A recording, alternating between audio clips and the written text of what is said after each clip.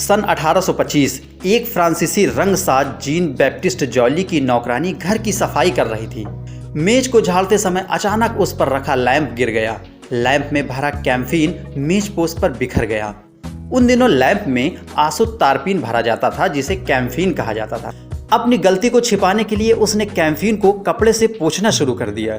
वह जैसे जैसे पोंछती जाती, मेज पोस्ट का उतना हिस्सा और ज्यादा साफ व चमकदार होता जाता। यह देखकर नौकरानी अचंभित रह गई। जब इस घटना का पता जॉली को चला तो वह खुशी से उछल पड़ा। पेशे से रंगसाज होने के कारण वह समझ गया कि कपड़ों को आसानी से साफ धोने का एक नायाब नुस्खा उसके हाथ लग गया है। जॉली ने रंगसाजी के साथ ही कपड़े धोने की दुकान भी खोल ली। कैम्फीन से कपड़े धोने को ड्राई क्लीनिंग कहा गया, क्योंकि इसमें पानी का इस्तेमाल नहीं होता था। धीरे धीरे ड्राई क्लीनिंग की कला पूरे फ्रांस में फैल गई और यहाँ से इंग्लैंड पहुंची।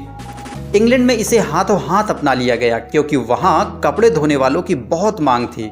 कहा जाता है कि सेंट पॉल के 10 मील के घेरे में 3000 रंगसाज और धोबी काम करते थे। कैम्फीन का चलन तो हो गया, पर इसमें 2 कमियां थीं। एक तो यह बहुत जल्दी आग पकड़ता था और दूसरे कपड़ों में इसकी गंध कई दिनों तक रची बसी रहती थी। कैम्फीन की जगह नैप्था, बेंजीन और गैसोलीन को आजमाया गया, लेकिन इसमें भी यही शिकायत थी। अब इस ओर रसायन विशेषज्ञों ने ध्यान देना शुरू किया। वैज्ञानिकों ने कार्बन टेट्राक्लोराइड और परक्लोरोएथिलीन पर परीक्षण किए। दोनों ही रसायन कपड़ा साफ करने में उम्दा थे, लेकिन पहला रसायन बहुत जहरीला था, इसीलिए इसको नहीं आजमाया गया।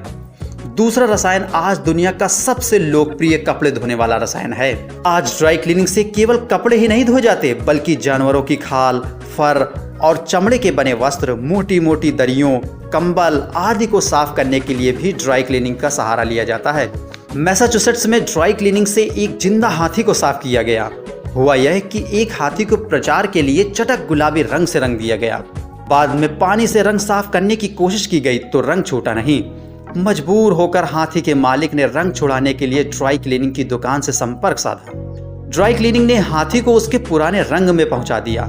हाथी की चमड़ी पर कोई बुरा असर भी नहीं पड़ा और इस तरह से ड्राई क्लीनिंग की शुरुआत हो गई। मुझे उम्मीद है कि आपने इस वीडियो से भी कुछ नया जरूर सीखा होगा। तो मुस्कुराते रहिए और देखते रहिए केमिकल मैन चैनल को। So thank you for today and thanks for watching.